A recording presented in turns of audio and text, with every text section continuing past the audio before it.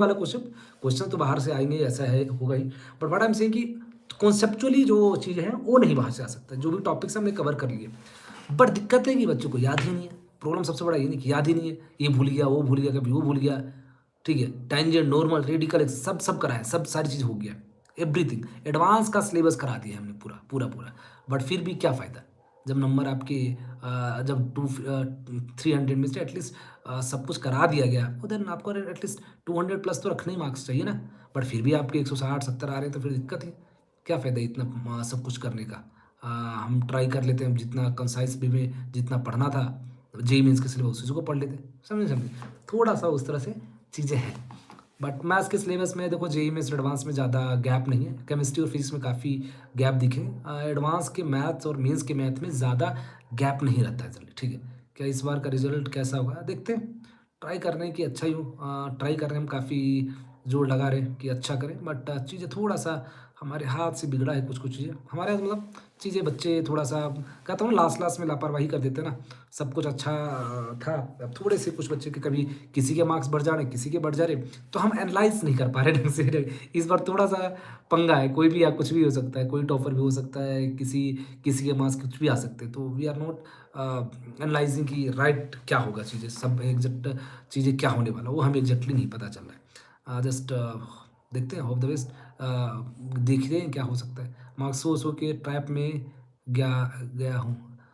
अच्छा 100-110 के ट्रैप में फँस 100-110 के ट्रैप में अगर फँसे हो तो एक बार देख लेना, मिल लेना मुझसे क्या चल रहा है, कैसे कर रहे हो चीज़ें, थोड़ा-सा कुछ इम्प्रूव कर सकते हैं। मैथमेटिक्स या फिजिक्स या केमिस्ट्री में कौन से पोर्शंस में प्रॉब्लम आ रहा है, उसको वापस रिवाइज़ करो।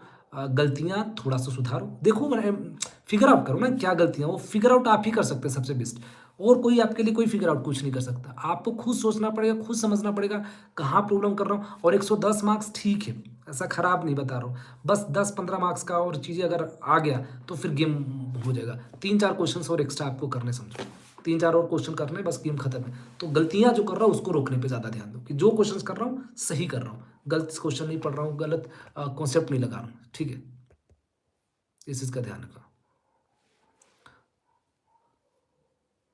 मैथ्स मार्क्स में मैथ्स मार्क नहीं दे रहा है, मेरा मैथ्स वीक है, कॉन्सेप्ट वीक है उसमें। अ, तो आपको वीक है तो आपको कुछ-कुछ टॉपिक्स ही जैसे पढ़ने जैसे मैंने कल भी बताया था काफ़ी अच्छे से टॉपिक्स आपका एक्स्ट्रा नहीं करने मतलब चैप्टर नहीं क कूदने हैं, चैप्टर नहीं करने जाने बट टॉपिक्स हम इम्पोर्टेंट टॉपिक्स हम कर सकते हैं जिससे क्वेश्चंस आने होते हैं। जैसे बायनॉमियल में आपको रिमाइंडर थ्योरम हो गया, वहाँ से क्वेश्चंस आते हैं, जनरल टर्म के बेसिस पे क्वेश्चन और सीरीज़ के बेस पे क्वेश्चन। ये 3 टॉपिक करने हैं, उसके अलावा कुछ नहीं करना बायनॉमियल में। वैसे अगर मैं बोलूँ 3D में देखोगे तो 3D में इमेज, फुट ऑफ परपेंडिकुलर और सॉर्टेड डिस्टेंस वहाँ से क्वेश्चंस आने के चांसेस रहेंगे। फिर पीएनसी में देखोगे तो डिक्शनरी प्रॉब्लम से चांसेस रहते हैं आने का, वहाँ से देख सकते हो। स्टैटिस्टिक्स में मीन, वेरिएंस और स्टैंडर्ड डिवीजन ये 3 टॉपिक बस ये 3 टॉपिक छूने और बाकी छोड़ देने बाकी।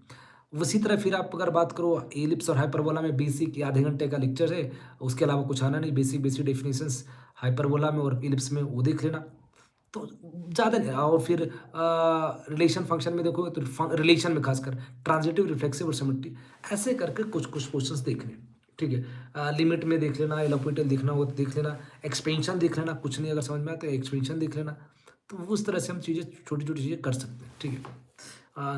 वही एरिया डिफरेंशियल इक्वेशन में आप दे लीनियर डिफरेंशियल इक्वेशन आप ट्राई कर सकते हैं।